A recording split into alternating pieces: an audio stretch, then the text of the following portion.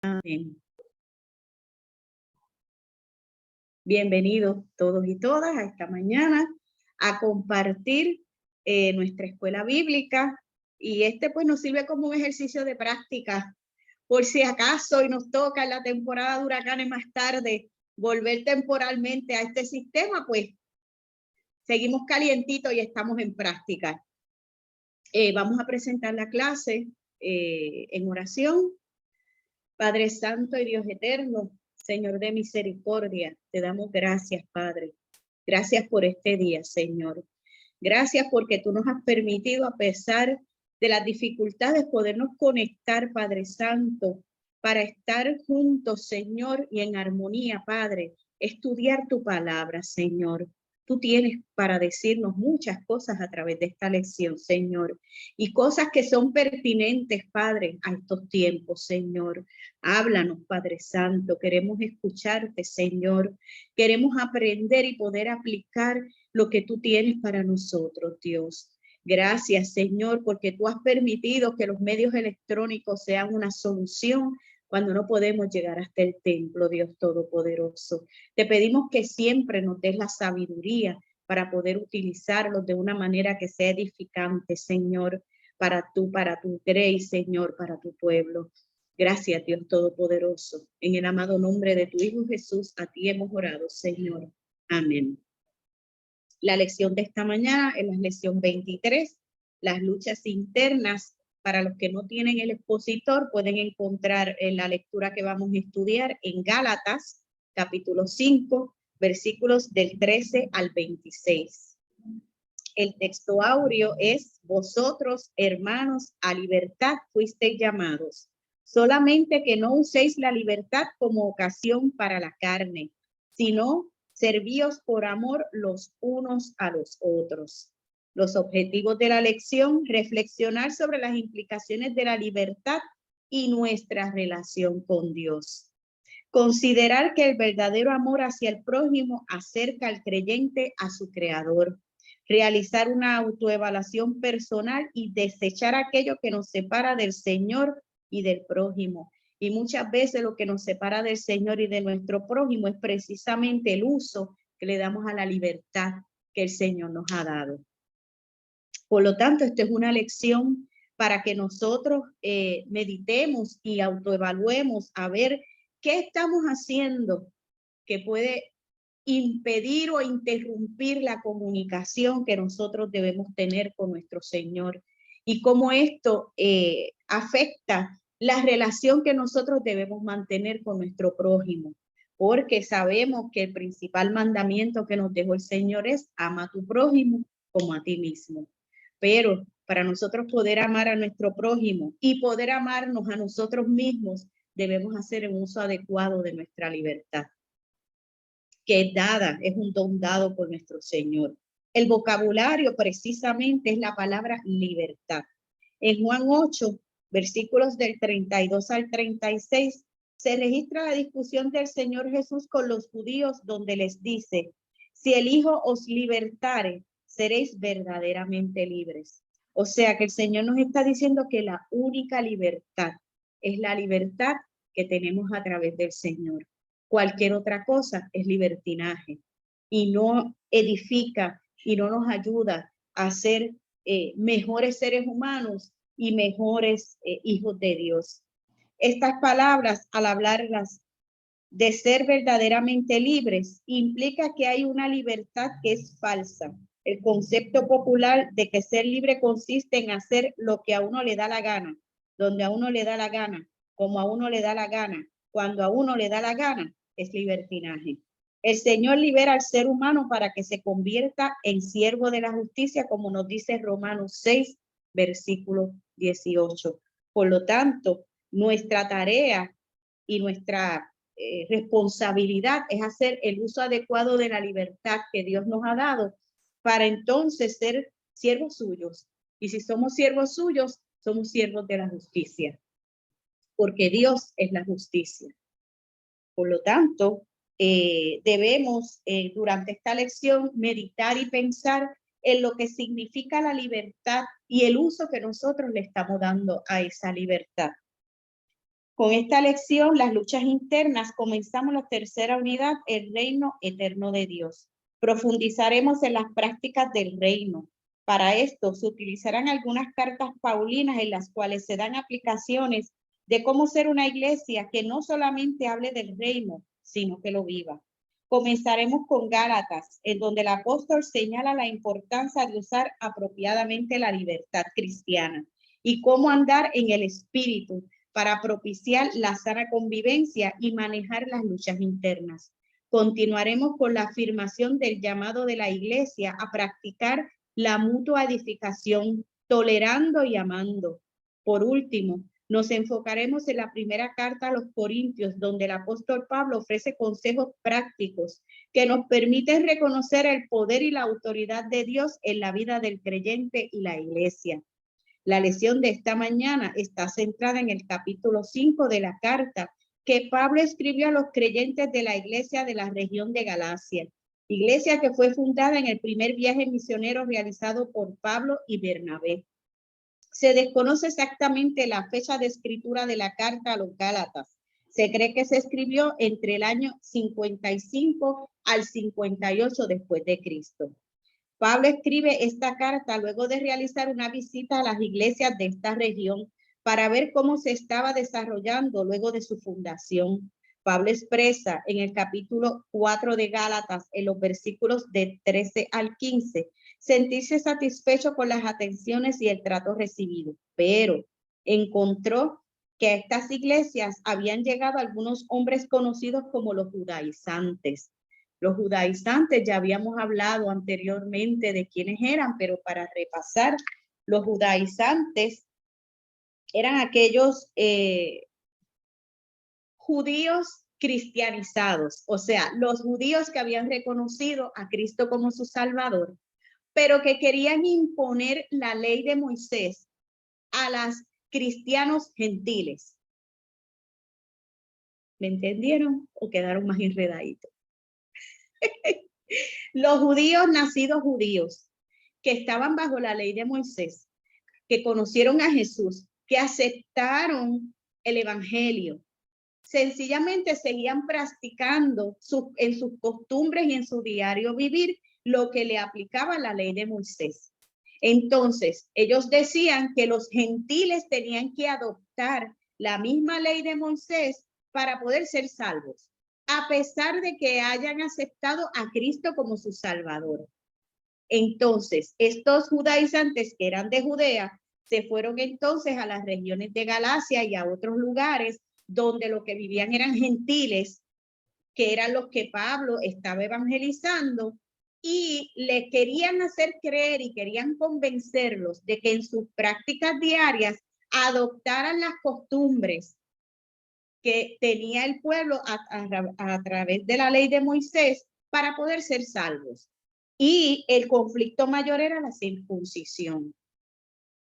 Los judaizantes entendían que los gentiles varones tenían que ser circuncidados para poder ser salvos.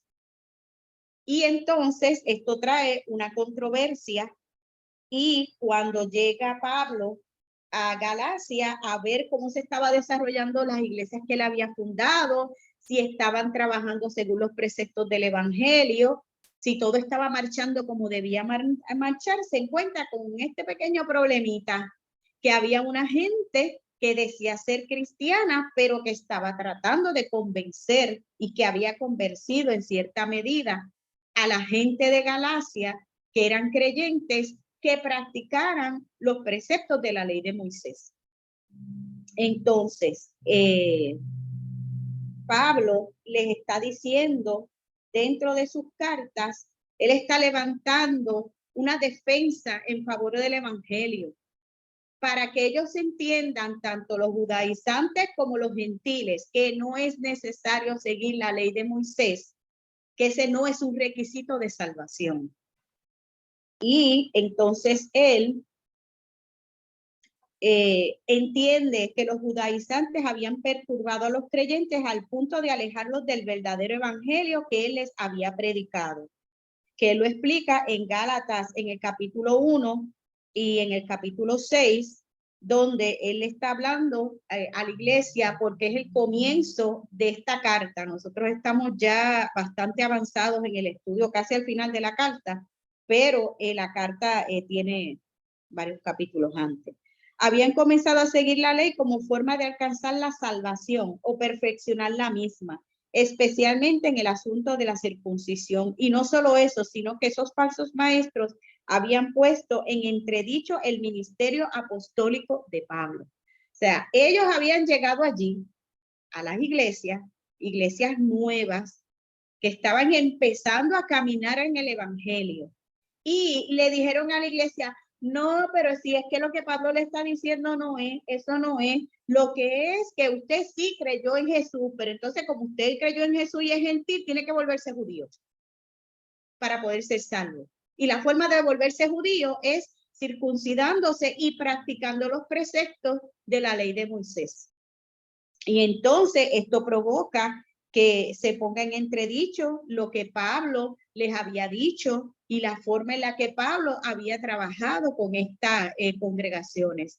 Si alguien quiere abundar o quiere añadir algo, es una clase, es abierta, usted abre el micrófono y díganos lo que está pensando o lo que está entendiendo o lo que no está entendiendo para nosotros ver si tenemos que clarificar algo de lo que le estamos tratando de llevar. Por lo cual Pablo escribe esta epístola para defender su ministerio, que es dado por Dios y no por los hombres, para reafirmar nuevamente la doctrina de la justificación por la fe.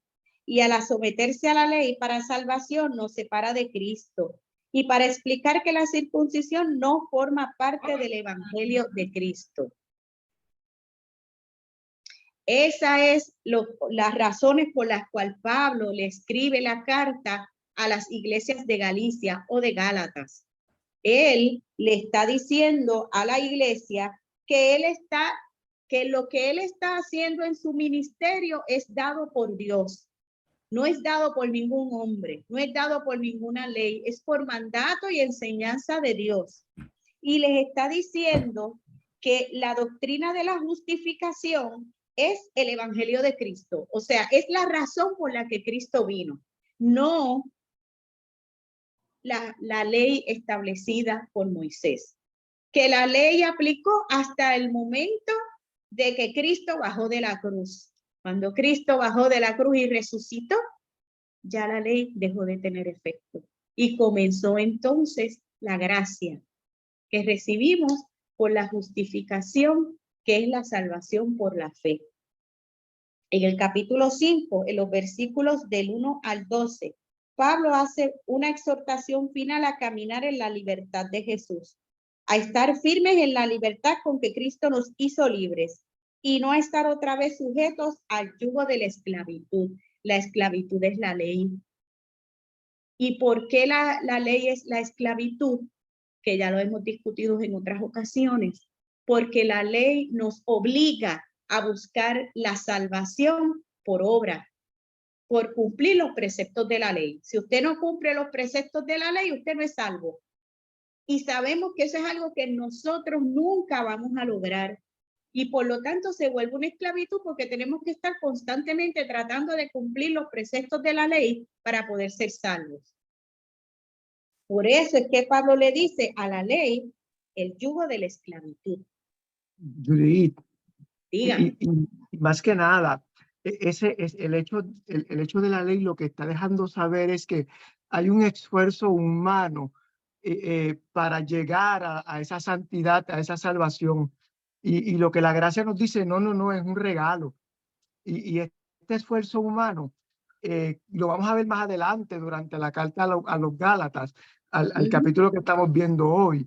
Pero sobre todo nos deja saber que no es el esfuerzo humano, porque el esfuerzo humano nos haría lo que le hacían los fariseos, hacerles sentir que estaban separados porque ellos eran santos por su acción y no por la gracia.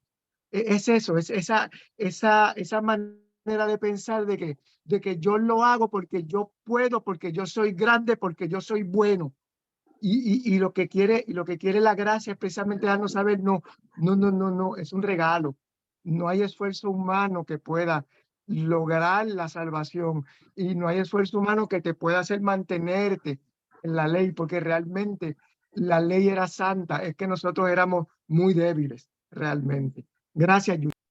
Sí, gracias, Rey. Pues sencillamente esa era la controversia que había en ese momento en la iglesia de Galacia, que ellos tenían esta situación. Estaba la doctrina que le había dejado Pablo y estaba lo que los judaizantes le querían meter por la puerta de atrás, podríamos decirlo así, meterlo por la puerta de atrás, para tratar entonces de cambiar lo que Pablo les había dejado como base, que había sido el evangelio. Entonces, tenemos la libertad. Ellos tenían la libertad. ¿Y qué hacemos con ella? Una vez que la tenemos. Eso es como cuando usted va al altar, acepta al Señor, reconoce que es un pecador, acepta el plan de salvación. ¿Y ahora qué? Pues esa es la controversia que Pablo va a tratar de resolver en los próximos versículos. Vamos a ver qué le dijo Pablo a la iglesia sobre qué hacer con su libertad, que es lo mismo que nos está diciendo a nosotros esta mañana. ¿Qué hacemos con la libertad que tenemos en Cristo? Una vez que la tenemos, una vez que la reconocemos, una vez que la aceptamos, ¿qué hacemos con ella? Vamos entonces a ver en el texto, que alguien por favor lea los versículos 13, 14 y 15. Yo los leo, Judith, que los tengo aquí ya Gracias, Rey. acomodaditos. Dice, lo voy a usar versión popular y dice el verso 13 hasta el 15. Ustedes, hermanos, han sido llamados a la libertad, pero no usen esta libertad para dar rienda suelta a sus instintos.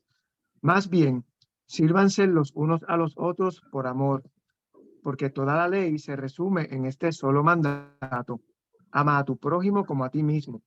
Tengan cuidado, porque si ustedes se muerden y se comen unos a otros, llegarán a destruirse entre ustedes mismos. Ay, él siempre tan directo. Él siempre directo y al grano. La libertad verdadera no es el privilegio de hacer lo que se quiere, sino que es la capacidad y el deseo impartido por el Espíritu Santo de hacer lo que se tiene que hacer. O sería como dice Pablo, todo está permitido, pero no todo edifica. O sea, la libertad nos debe llevar a nosotros poder discernir, aprender a discernir qué es lo que podemos hacer y qué no podemos hacer. Y lo que sucede es que cuando usted acepta esa libertad, usted se vuelve esclavo de Cristo. Y cuando usted se vuelve esclavo de Cristo, Él le va a decir a través del Espíritu lo que usted puede hacer y lo que usted no puede hacer. Pero entonces, ¿cuál es el principal problema de esta aseveración? Que nosotros tenemos mucha resistencia a entregar nuestra voluntad.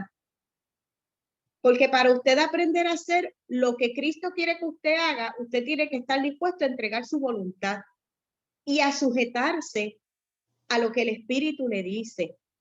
Y el problema de la gente de Gálatas, que es el mismo problema que tenemos nosotros y que ha habido a través de la historia, es que nosotros no queremos renunciar a nuestra voluntad, porque pensamos que nuestra voluntad es mejor. Y porque muchas veces el sujetarnos a lo que Cristo está pidiendo de nosotros implica sacrificio de nuestra parte, implica cambio en nuestra forma de ser, en nuestra forma de pensar, en todo lo que nosotros somos. Es como, es entregarlo todo y empezar de nuevo, para hacer algo nuevo.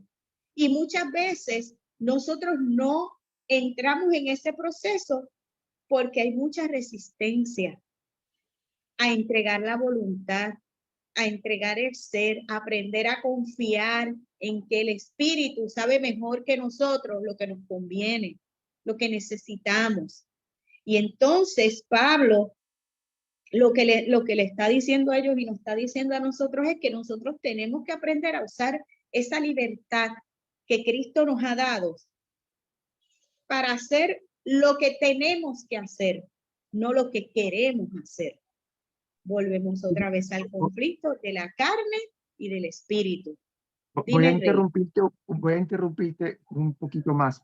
Y mira, es que esto de la libertad y viendo ese verso 13, me encanta. Es como cuando tú tienes un perrito amarrado dentro de la casa y de momento le quitas la soga y le abres la puerta. Mira lo que pasa y es interesante, ¿verdad? El perrito es libre ahora para ir donde él quiera y sale corriendo por la puerta y llegando a la esquina un auto pasa y le mete un golpetazo. Es exactamente lo que nos está diciendo el hermano Pablo con esto, el apóstol Pablo. Mira, han sido llamados a libertad, pero no es para que abramos la puerta, salgas corriendo porque el primer carro que pasa te va a dar un golpe. Y eso es lo que ha sido la controversia por siglos, por decirlo de alguna forma, en donde el ser humano piensa, es que cuando hago lo que debo, me reprimo y voy en contra de lo que deseo. ¿Y qué pasa? Si, por ejemplo, yo digo, me voy a tomar una Coca-Cola. ¿Alguien ha visto cuánta azúcar tiene una Coca-Cola? Una Coca-Cola normal. Tiene como 86 de azúcar. Eso es como el Pero es ciento y tan pico por buena, ciento. pero es tan buena que a la gente no le importa. Lo que quiere es la Coca-Cola. Pero cuando miramos los efectos que produce la Coca-Cola, pues entonces nos dice, oye, pero esto yo no debería tomármelo, es mi libertad, pero es el carro que está esperándome en la esquina para darme el golpetazo, pero nos la tomamos. Y así como tú aseveras, y es muy cierto, ay, pero es tan rica, pero ¿qué pasa? Uno dice, ay, bueno, de algo nos vamos a morir, y por ahí comienza uno a justificar el libertinaje. Y eso es lo que el apóstol Pablo nos está queriendo decir. Tenemos libertad, podemos hacer lo que queramos, pero no todo nos conviene. Y entonces cuando veamos el fruto del Espíritu más adelante, vamos a ver lo que nos conviene. Gracias, Judith. Perdón por interrumpir. No es ningún problema, interrúmpeme todas las veces que tú quieras. Josie nos dice, hay que aprender a usar la libertad correctamente con sentimientos y es eso lo que nos está diciendo Pablo. Nosotros tenemos una libertad, pero debemos aprender a hacer buen uso de esa libertad. Y ese buen uso debe servir para servir a nuestro prójimo, para nosotros servirnos, ayudarnos, apoyarnos los unos a los otros por amor a nuestro prójimo y por amor a Cristo, porque se supone que todo lo que nosotros hacemos lo hacemos como para el Señor. Por lo tanto, todo debe ser hecho con amor. Y Pablo nos está diciendo que esta libertad lo que nos debe conducir es a ayudarnos, a servirnos los unos a los otros. Porque la ley se resume en todo este mandato: ama a tu prójimo como a ti mismo. Pero la ley, como fue instituida originalmente, la ley de Moisés, era para cumplir ese propósito: amar y servir a tu prójimo. Pero el ser humano tergiversó la ley y la ley terminó perdiendo la razón de su existencia. Sencillamente le añadieron tanto y tanto y tanto a la ley que ya la ley no cumple su propósito. Pues entonces, lo que nos está diciendo Pablo es que la libertad de Cristo es la nueva ley y que esa nueva ley nos debe llevar a servir a nuestro prójimo, que debemos enfocarnos en mantener una vida de libertad dentro del marco del Evangelio de Cristo. Nuestra libertad está limitada por el Evangelio de Cristo. Dentro de ese marco, dentro de los preceptos del Evangelio, es que nosotros debemos funcionar. Porque parece irónico, es libertad, pero es una libertad limitada, limitada al Evangelio de Cristo. Porque si te sales del marco del Evangelio, entonces ya es libertinaje. Ya Judith, es así. Ajá. buenos días, Dios le bendiga a todos. También yo mientras tú vas hablando, estoy pensando también, lo que pasa es que nosotros pensamos que los que, ¿verdad? Que los cristianos, no es que hay que el libertinaje es hacer cosas como alcohol, drogas, o hacer cosas ilícitas, pero no tanto es eso, ¿sabes? Tú no puedes tomar, tú no puedes usar drogas, pero nada más que tener la indiferencia hacia tu hermano, no te, ¿sabes? No estás cumpliendo con lo que se establece, porque no es estar en la iglesia y qué sé yo, porque esto es una estructura, tú eres la iglesia, tú caminas, ¿sabes? Se supone que tú, nosotros, no, bueno, nosotros, yo me incluyo, es que nosotros actuemos, caminamos y servimos como Dios quiere. O sea, no es el libertinaje que la gente piensa que nada más es hacer cosas, ay, pues me voy a dar esto, o voy a jugar, o voy a hacer, o sea, no es, es como nosotros nos comportamos, ¿sabes? La esclavitud no se basa solamente en hacer cosas malas, es que nuestro pensamiento debe ser único y exclusivamente hacer la voluntad de Dios. Y como dice, amar a tu prójimo, que nos duele, que es un sacrificio, porque no todos tenemos la misma mentalidad, no todos pensamos, ¿sabes? Cada quien en su espacio, en su entorno, tiene su punto de vista y esto no lo podemos violentar. Es hacer las cosas según, ¿verdad? Según es el mandato de Dios. Amar implica, ¿sabe? La palabra amar implica muchas otras cosas que mordernos la lengua a veces. Y no decir, ¿verdad? Cosas hirientes, porque pasa, a veces perdemos el control de las cosas y ay, se nos salió desde la mano. No, lo tenías que decir y lo dijiste. ¿Sabe? Hay cosas que implica a veces hasta morderse la lengua. No es hacer nada de ay, que si yo bebía, si yo hacía, si yo esto, lo otro. Eso no es, sí, eso pues Dios te cambió, te transformó, pero ¿qué es amar? ¿Sabes? ¿Qué es amar?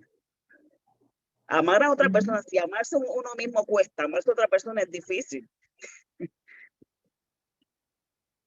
Y eso es lo que Él nos está pidiendo, que nosotros aprendamos a amar, que aprendamos a amarnos a nosotros y después que podamos amar al prójimo, porque si usted no se ama a sí mismo, no puede amar, no puede dar lo que no tiene. Si no se ama, usted no puede amar a otro.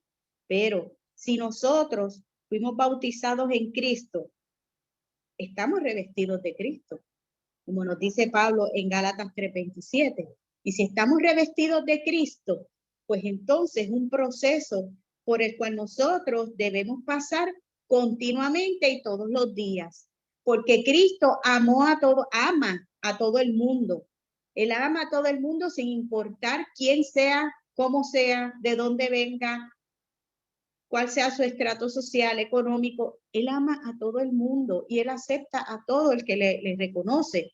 Y eso es lo que nosotros debemos aprender, que no es fácil porque, claro, muchas veces tenemos que lidiar con situaciones o con personas que de verdad uno diría, ay Dios, me puedo meter en el primer zafacón que encuentre, pero no podemos, porque estamos llamados a manifestar en nuestra conducta y en nuestra libertad el amor de Cristo y el amor al prójimo. Y entonces Él nos está diciendo que la libertad que hemos recibido de Cristo no es una libertad para beneficio personal, no es una libertad para nosotros lucrarnos, no es una libertad para sacar ventaja en favor de nosotros, porque muchas veces el amor al prójimo implica renuncia, renuncia de tu tiempo, renuncia de tus bienes, renuncia de tus horas de descanso, renuncia de tus espacios, para entregar eso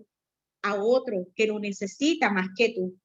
Y por lo tanto, no puedes usar esa libertad para beneficio personal. Entonces, la verdad nos hace libres, no nos hace libres para pecar, sino que nos da libertad del pecado para estar cubiertos por la gracia.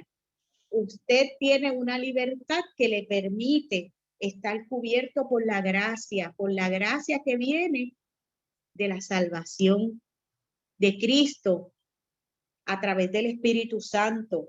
Y esa gracia lo cubre, lo justifica, lo cuida, lo bendice.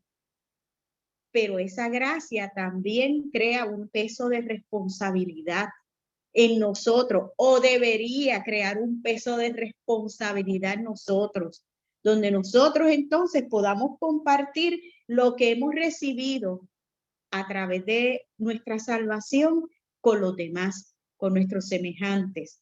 Y compartir no se refiere solamente a nuestros bienes materiales, también implica tiempo, tiempo para orar por los otros, tiempo para hacer una llamada y ver dónde estás, cómo estás, que te extraño, que no hace tiempo que no vienes al templo, a la iglesia, ¿qué pasó?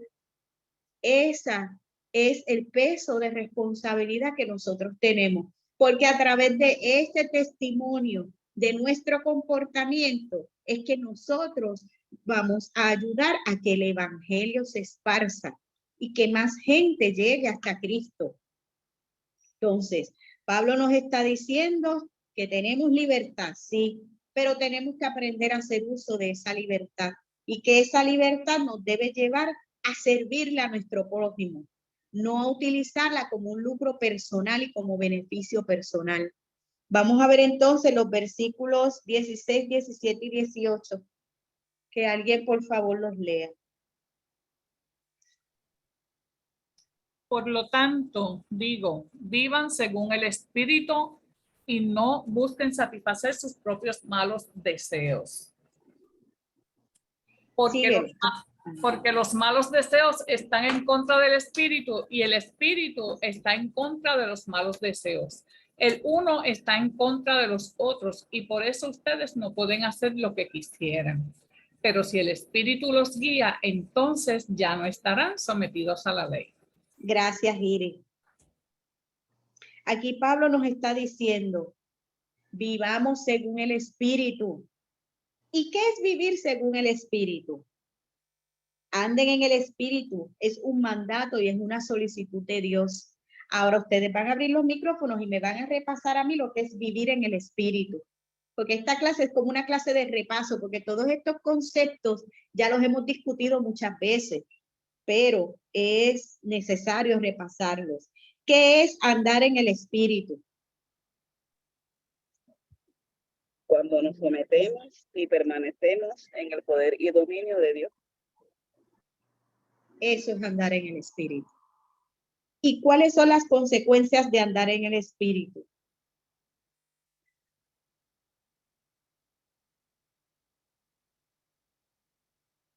Las consecuencias. Además de lo que vamos a discutir en los próximos versículos. Mira, Judith. Cuando usted anda en el Espíritu, usted establece un balance. ¿Qué es lo que nos invita el apóstol Pablo? A establecer un balance en nuestra vida, donde el Espíritu, donde nosotros estemos atentos a la voz del Espíritu. Y al escuchar la voz del Espíritu, nosotros podamos establecer en nuestra vida qué es lo bueno, qué es lo justo y qué es lo correcto que debemos hacer según la libertad que Cristo nos ha dado. Y eso, en Efesios 4:17, nos dice, esto es pues lo que les digo y les encargo en el nombre del Señor, que ya no vivan más como los paganos, los cuales viven de acuerdo con sus equivocados criterios. O sea, nos está diciendo y nos está recalcando y nos está repitiendo que nosotros tenemos que hacer una renuncia a nuestros criterios, a lo que nosotros pensamos, a lo que nosotros creemos y comenzar a darle el espacio al Espíritu, aprender a escuchar la voz del Espíritu para que Él nos guíe y para que Él nos diga qué es lo correcto en cada situación de nuestra vida, qué es lo que debemos hacer y cómo debemos caminar en el marco del Evangelio de Cristo, que ahí está nuestra libertad. Caminando en ese marco y dentro de esa libertad es que vamos entonces a poder cumplir el mandato de amarnos unos a otros y de amar a nuestro prójimo. Porque es necesario que en todos los aspectos de nuestra vida el Espíritu Santo sea el que reine, el que dirija, el que nos diga, el que nos guíe. Y nosotros debemos estar continuamente en vigilancia y nos diga realmente qué es lo correcto hacer. y no estar sometidos a la ley, porque la ley es nuestra carnalidad, es nuestra humanidad. Y si usted se somete a su carne y se somete a su humanidad, entonces usted está volviendo el sacrificio de Cristo inútil. Porque está diciendo que usted en su humanidad, en su carnalidad, con su propio trabajo, con su propio esfuerzo, va a lograr la salvación. Y sabemos que eso no es correcto. Por lo tanto, si usted le sigue dando paso a su carnalidad, a su humanidad, a lo que usted cree, como usted lo cree, cuando usted lo cree, pues entonces está haciendo el sacrificio de Cristo inútil. Y eso no es lo bueno, lo justo y lo correcto para nosotros, para todo aquel que cree en Cristo. Entonces, Pablo nos está diciendo que hay que establecer un balance donde nosotros sí reconocemos que somos humanos, que está la carne, pero que tenemos que aprender a combatir la carne, porque la carne siempre va a ser el opositor a lo que el Espíritu quiere de nosotros y espera de nosotros. Pablo, por lo tanto, nos está recalcando, vivan según el Espíritu y no busquen satisfacer sus propios malos deseos, porque el 90% de nuestros deseos que son bajo la carnalidad son malos. Y son malos no porque nosotros vayamos a matar a alguien, es sencillamente porque van en contra de lo que el Espíritu nos está diciendo. Y todo lo que está en contra del Espíritu es malo. Aunque el mundo pueda pensar que es bueno. Pero como nosotros no somos del mundo, pues por lo tanto es malo.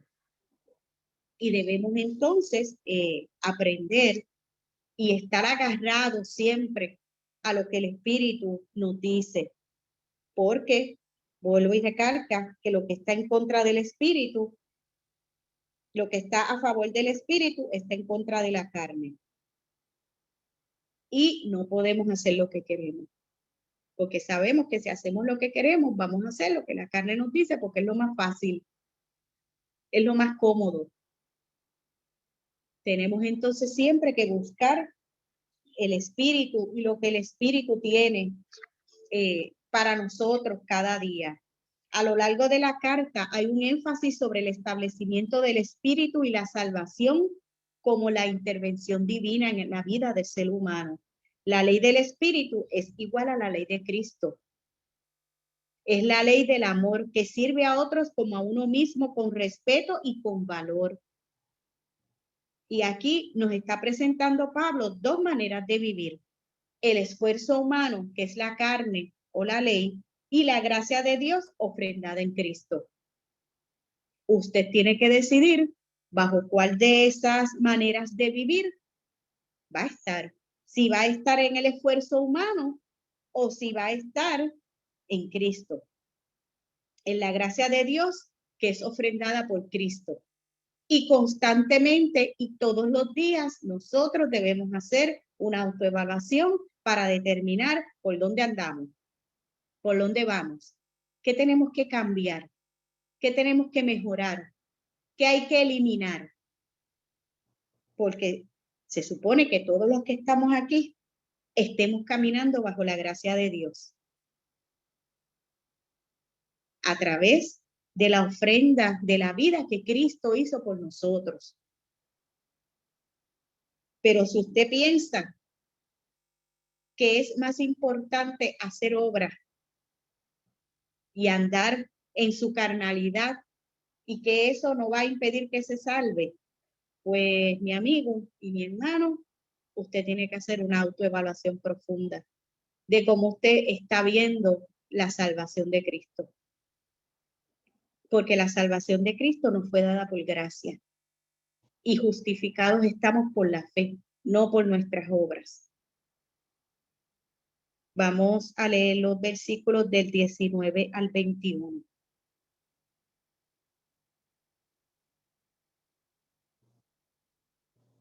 ¿Quién dice yo? 19 al 21. Por favor, Rey. Dice aquí. Es fácil ver lo que hacen quienes siguen los malos deseos. Y en este caso me voy a mudar rápidamente a Reina Valera porque en versión popular no suena tan bonito. Vamos a decirlo en Exacto. Reina Valera. Vámonos. No, que no es mala intención, es simplemente para no perder el contexto. Ajá. Dice aquí, y manifiestas son las obras de la carne. Ujú. Dice así, y manifiestas son las obras de la carne que son adulterio, fornicación, inmundicia, laxivia, idolatría, hechicerías, enemistades, pleitos, celos, iras, contiendas, disensiones, herejías, envidias, homicidios, borracheras, orgías y cosas semejantes a esta, acerca de las cuales os amonesto, como ya os lo he dicho antes, que los que practican tales cosas no heredarán el reino de Dios. Hay una noticia interesante. Esto mandaba Sí. 4 clases. Entonces, yo voy a leer el versículo 20 en versión popular porque añade unas cosas que Reina Valera no, que a nosotros hoy en día como que nos aplican mucho. Mantener odios, discordias, celos, enojarse fácilmente, causar rivalidades, divisiones y partidismo.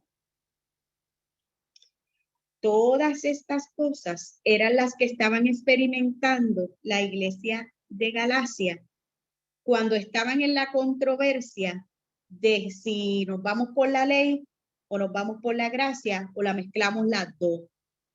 Porque entonces los judaizantes lo que le decían es, sí, tú tienes la gracia, o sea, eres justificado por la fe, pero para que esto se vea más bonito, para que refuerces la salvación, pues sigue la ley de Moisés. Y entonces, las dos cosas. Es la historia de que por si acaso, pues una y por si acaso la otra, y si no, las dos juntas. Entonces, esto lo que provocó fue una división en la iglesia. Y porque entonces se fueron al partidismo. Unos estaban a favor de la ley, otros estaban a favor de la justificación por la fe, y había un tercer partido que quería la mezcla, que quería la justificación por la fe, pero también la ley de Moisés, para que reforzara la justificación por la fe.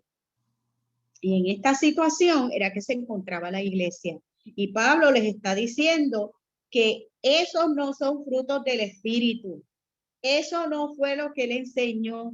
Esa no es la doctrina que deben seguir, porque eso lo que hace es que afecta lo que se supone que debe ayudar. O sea, afecta lo que se estaba haciendo en la iglesia precisamente porque al ser una doctrina incorrecta trae división y trae partidismo y celos, porque entonces estaban los que eran los más, ay, yo soy el más porque me bauticé, pero también me circuncidé.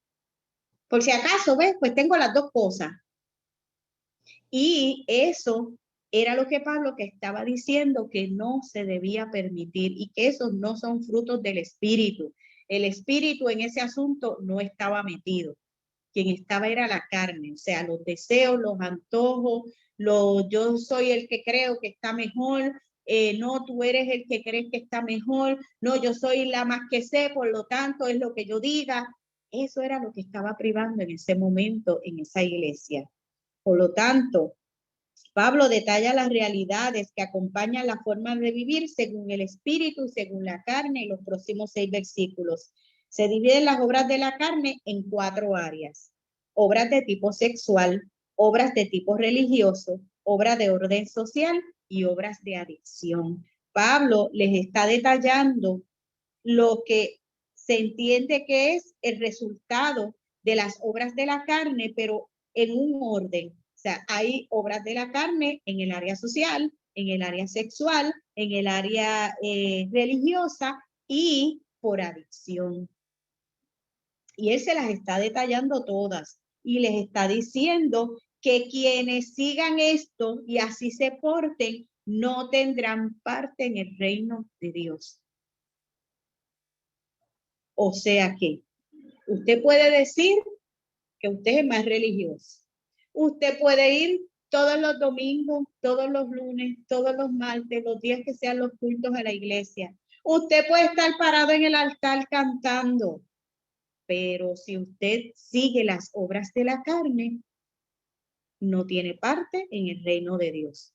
Y no tener parte en el reino de Dios, ¿qué significa? Si usted no está en el reino de Dios, ¿dónde está? En la muerte. Es Pero correcto. lo interesante de esto es porque es que Pablo no lo dice, pero lo sugiere. Es porque él no puede estar en el reino de Dios. Pues muy simple, porque todas estas obras de la carne lo que buscan es satisfacer el ego. O sea, no puedes estar en el reino de Dios si lo que buscas es satisfacer tu propio ego. Si no tienes el amor que se puede repartir, no puedes estar en el reino de Dios porque no puedes tener el ego que lo que hace es consumir. No sé si me explico, por eso es. O sea, no es un capricho de Pablo, es simplemente que en el orden establecido por el reino de Dios, él espera o se espera que todas las personas que estén allí puedan tener el control y el orden de poder vivir en comunidad sin que le anden mirando la mujer al prójimo, el carro al prójimo, la casa al prójimo, que no quiera pensar como en algún momento cayó el hermano rey David en que yo quiero la mujer de aquel y no solamente la quiero, ahora voy a sacar el marido del medio. ¿Me sigue? Es eso, es por eso. No, es que el apóstol Pablo lo dice crudo como él suele hablar, pero Directo lo y que al está grano. lo que está escondido detrás de esto es, no puedes estar en el reino de Dios. No es simplemente porque Dios es exclusivista, es porque si tú quieres estar dentro, te tienes que portar como los que están dentro, que lo que hacen es la ley del amor. No puedes vivir para consumir, tienes que vivir para dar. Así mismo, por eso es que él insiste tanto en que entendamos que las obras de la carne destruyen la comunión con el Espíritu, la unidad y la santidad. Y no podemos estar en el reino de Dios si estamos desunidos del Espíritu. No podemos estar en el reino de Dios si no creemos y no practicamos la unidad. Y no podemos estar en el reino de Dios si no somos santos.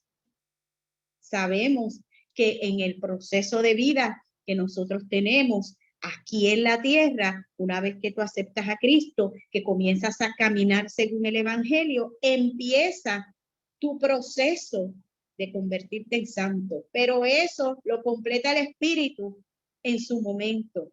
Pero usted no puede comenzar ni entrar en ese proceso si está en contienda, si está en pelea, si está en disputa, si está en celo, si está envidiándole la casa, el carro, la mujer, el marido, el trabajo, la vida al vecino.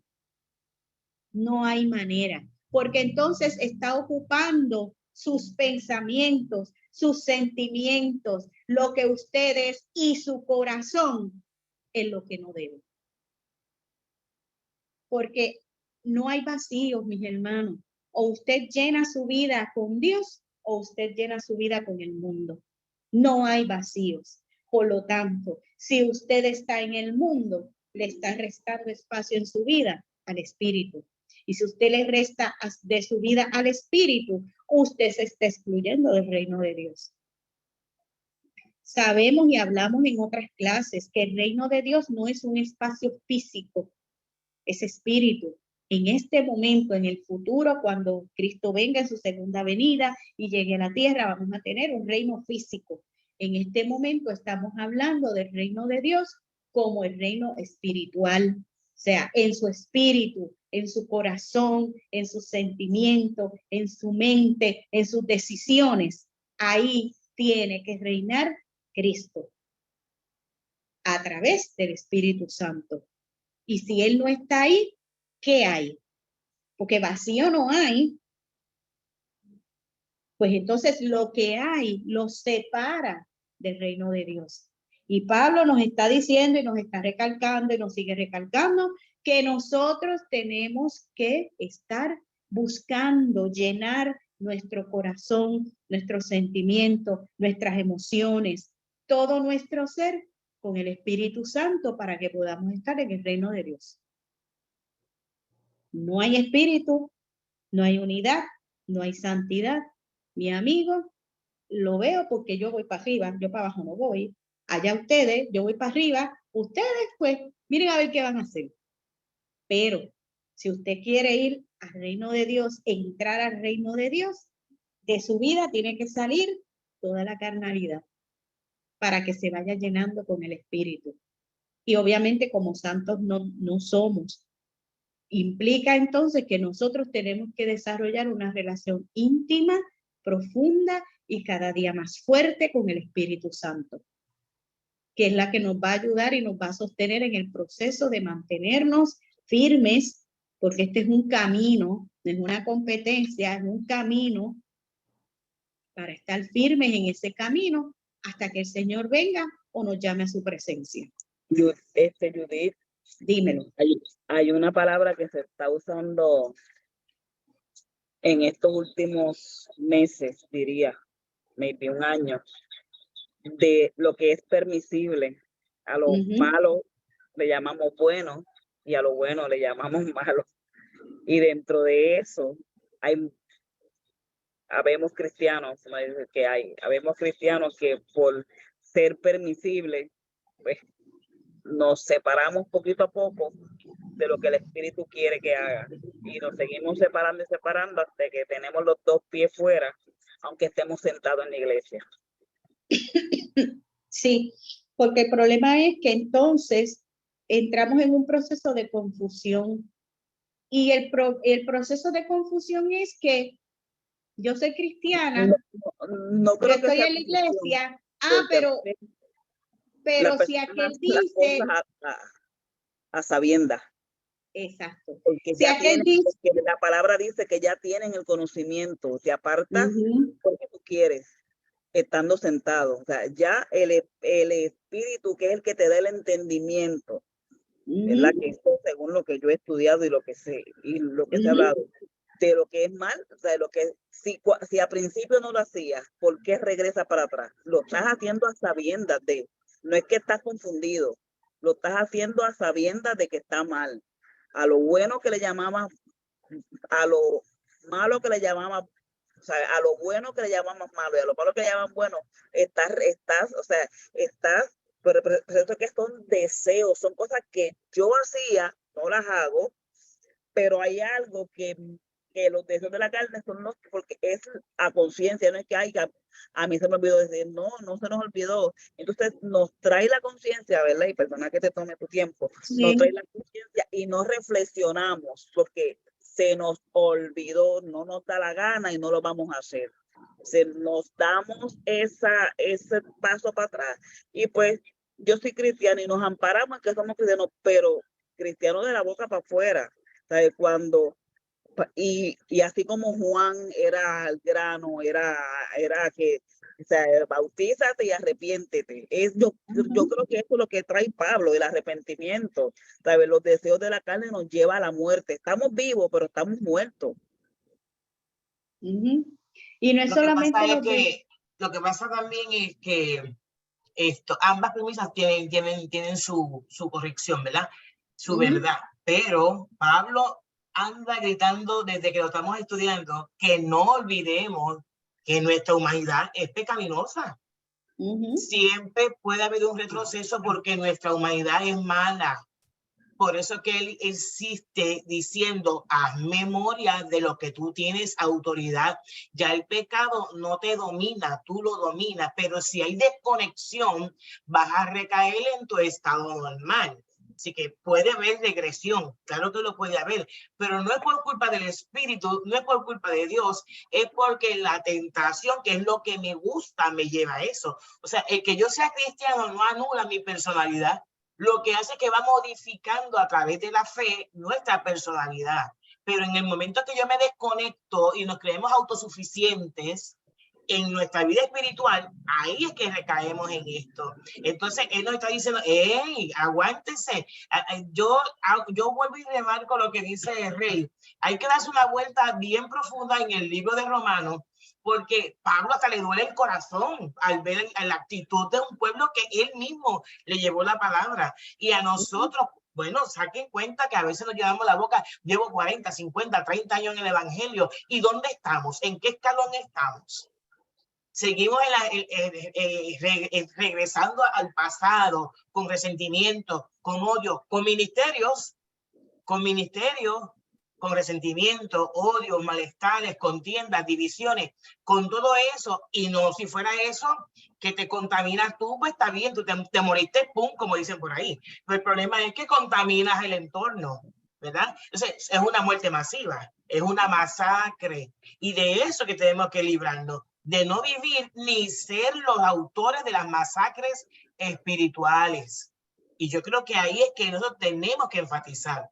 Es que no somos buenos, no nos creamos que somos buenos. Ninguno somos buenos, ninguno. Lo que nos hace bueno es la justificación por la fe y esa gracia que somos abusivos con ella. Aunque Pablo me dice no abuse, nosotros abusamos y vivimos todos los días como si Cristo nunca regresara.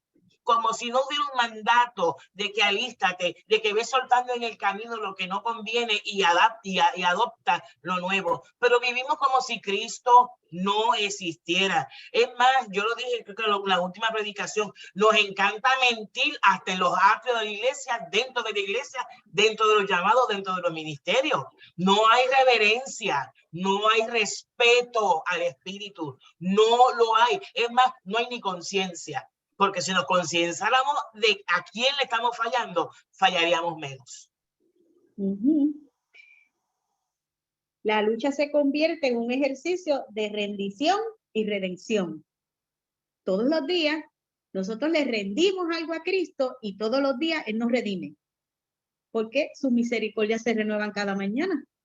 Por lo tanto, todos los días le rendimos y todos los días Él nos redime. Nos dice Santiago en el capítulo 4, versículo 8, acérquense a Dios y Él se acercará a ustedes. Limpien sus manos, pecadores, y ustedes de doble ánimo, purifiquen sus corazones. O sea que nosotros debemos tener la tarea diaria de autoanalizarnos, de estar vigilantes, de qué es lo que está dentro de nosotros, que es lo que no vemos, pero lo que sentimos, lo que vivimos y lo que la gente ve. Y que eso vaya acorde con la guianza que el Espíritu nos está dando.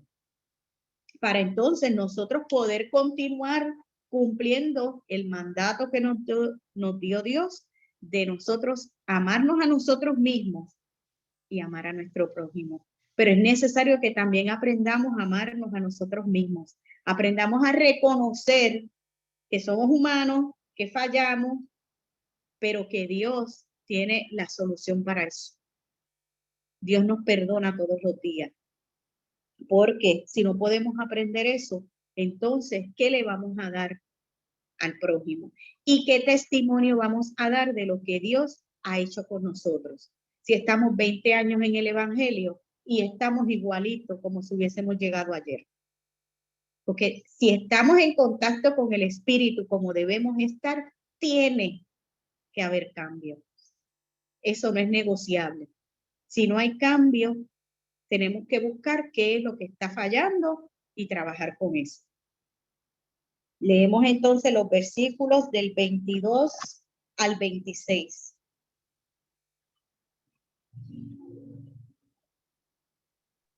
En cambio. Mi lector oficial. En cambio, el fruto del Espíritu, y estoy usando la nueva versión internacional. En cambio, el fruto del Espíritu es amor, alegría, paz, paciencia, amabilidad, bondad, fidelidad, humildad y dominio propio. No hay ley que condene estas cosas.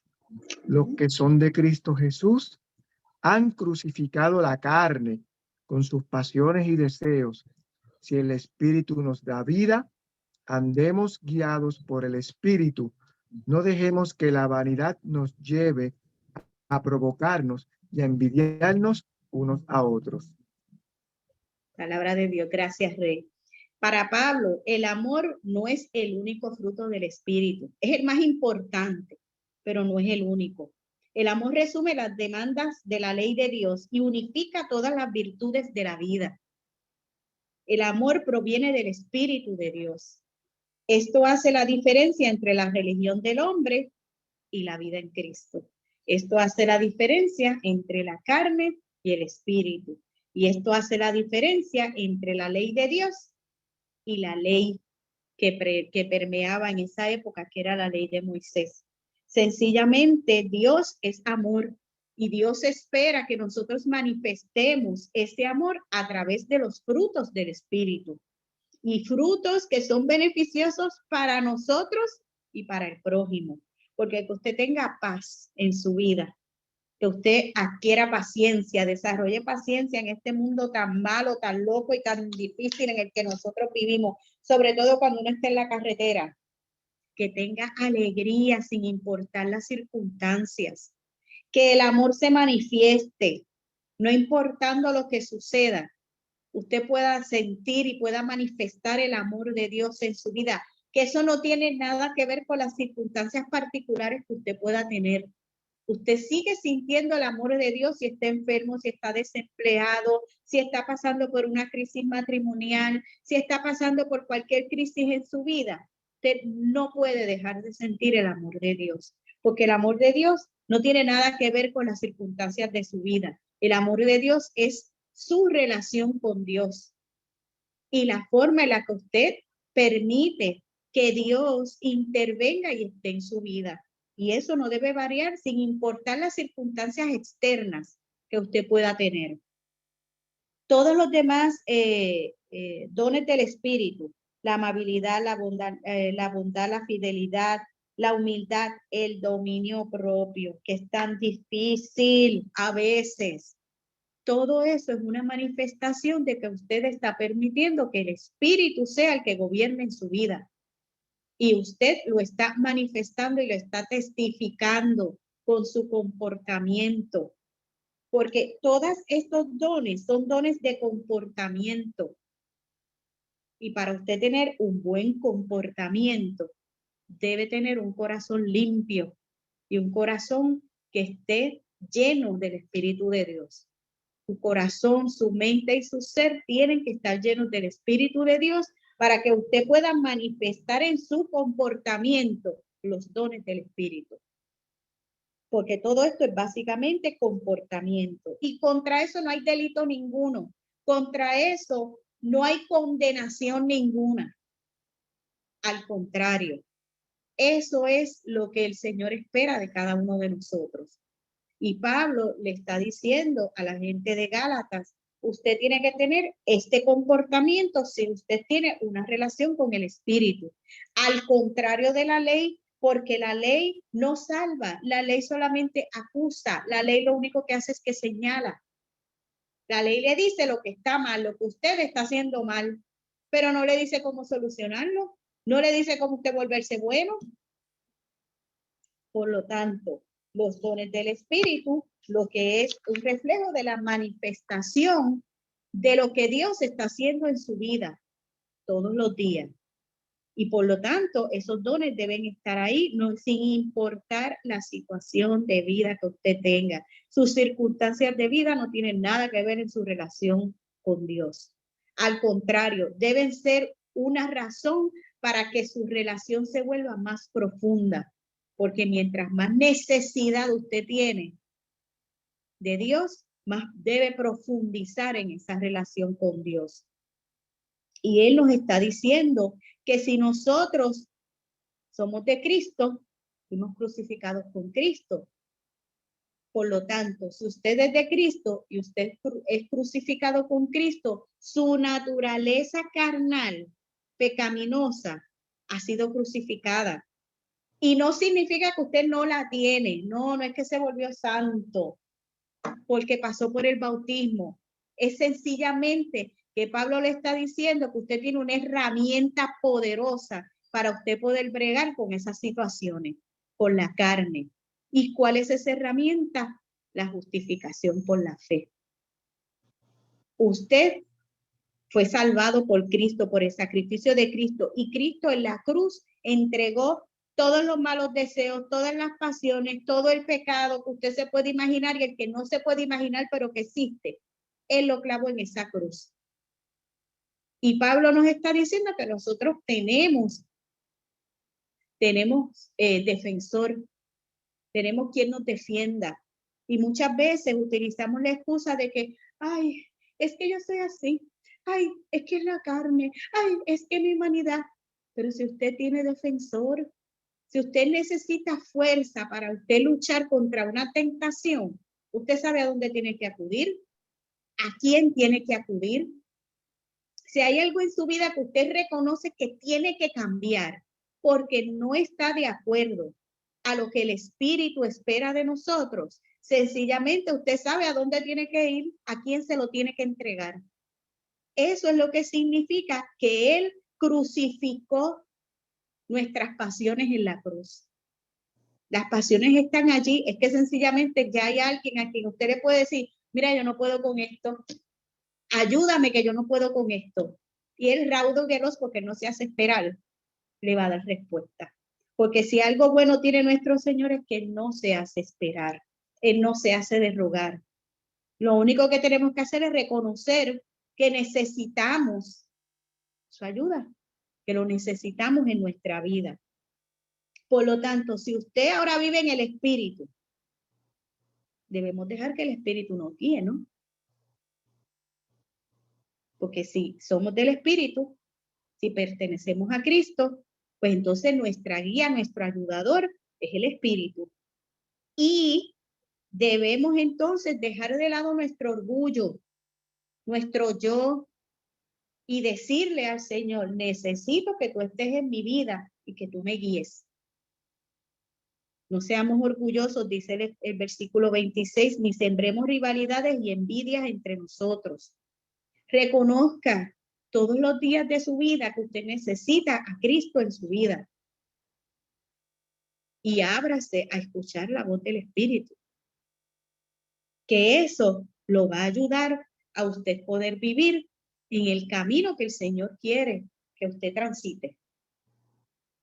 Para Pablo, sencillamente, es el amor el fruto más grande del Espíritu, porque a través del amor es que nosotros podemos manifestar todo lo que Dios ha puesto en nosotros.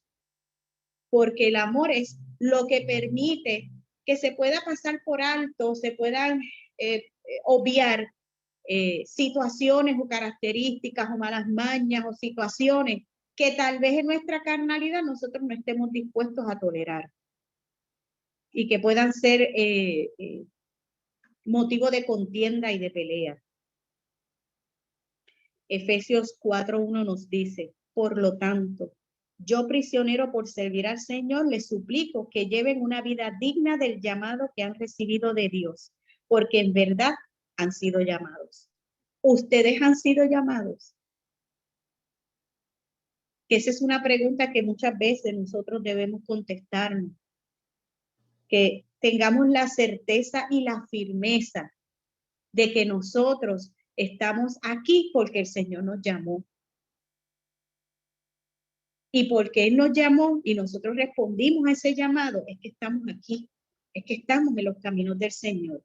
No sencillamente hacerlo de manera automática. Ah, que vamos a la iglesia los domingos porque es la costumbre de toda mi vida.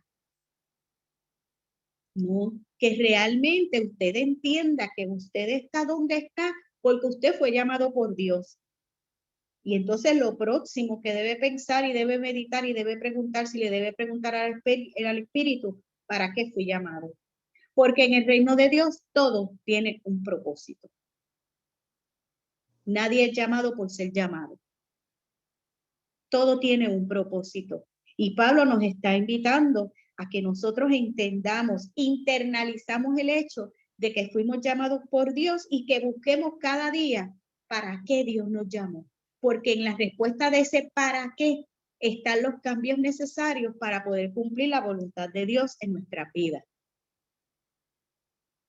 La libertad en Cristo se demuestra con el servicio y el amor. Es una virtud que tiene dos objetivos, servir y amar. Si usted está dispuesto a servir y amar, usted está entonces dentro del reino de Dios. ¿Alguien tiene algo más que quiera decir o añadir? Si no, Brevemente, muy brevemente. dime, Brevísimo. Mira, Pablo pone allí el amor. Y el amor agape. No es el amor eros, que es el amor romántico, no es el amor filial. Y hay una diferencia dramática en esto. Y era sumamente importante para Pablo. De hecho, cuando él dice el amor, debió haber puesto el dominio propio amarrado al amor. Debió haberlos puesto juntos y no al final el dominio propio. Debió haber dicho amor, dominio propio y después lo demás. ¿Por qué? Porque el amor es el amor agape y el amor agape es un amor decisional. Jesús no tenía que amar a Pedro después de haberlo negado. Él pudo haberlo rechazado. ¿Por qué? Porque cualquiera que está en problemas y tu amigo que con el que andó contigo dice, no, yo no lo conozco, tú lo amarías. Hablemos como seres humanos. No, yo no lo amo, que se quede por allá. Pero más sin embargo, el amor de Jesús, que es un amor agape, es un amor decisional, es una decisión. Y mira que todos queremos vivir en el reino justo de Dios, pero ¿qué es el reino justo de Dios? Precisamente es eso, es amar a quien no queremos. Es precisamente eso, es amar al que nos molesta, es amar al que nos hace sentir incómodos. Precisamente es por eso, porque si todos queremos un mundo lleno de paz, un mundo tranquilo, y como bien tú traes en tu ejemplo, particularmente en la carretera cuando vamos conduciendo, si yo me dejo llevar por la carne, que es una obra de la carne, hay una diferencia entre obra y fruto, y me dejo llevar por la obra de la carne, lo persigo, le toco bocina, lo trato de atropellar, porque es una decisión que estoy tomando, pero una decisión es amarlo. ¿Por qué? Porque el amarlo va a hacer que no te vayas detrás de él, no va a querer que lo quieras atropellar y todo lo demás. Más que la libertad es un ejercicio, es la decisión intelectualmente responsable. Cuando nosotros decidimos algo, y eso es nuestra libertad, tiene consecuencias. El perseguirlo puede hacer que más adelante esa persona te mate, que más adelante tú hagas que esa persona tenga un accidente. Pero la decisión de amar y decir, bueno, que Dios bregue con él, que tiene prisa, que Dios lo deje pasar, que me dio un corte de pastelillo, a lo mejor está apurado, a lo mejor está ansioso, a lo mejor está temeroso, te va a evitar que esa persona pueda tener un accidente, que tú seas muerto por esa persona y va a crear una situación diferente. Ese es el reino justo de Dios. Es que queremos vivir en un sitio bueno, pues tenemos que ser buenos y esa es una decisión. Eso es dominio propio. Gracias, Judith, porque he esperado pacientemente por el amor. ¿Alguien más quiere añadir algo? Si no, entonces pasamos a la oración de cierre. Maestro, nos acercamos a ti porque somos frágiles y las conductas sociales seducen nuestros sentidos. Enséñanos a modular los estilos y las formas que alteran tu orden y justicia y que aspiremos a ser instrumentos de tu paz. En el nombre de Jesús. Amén.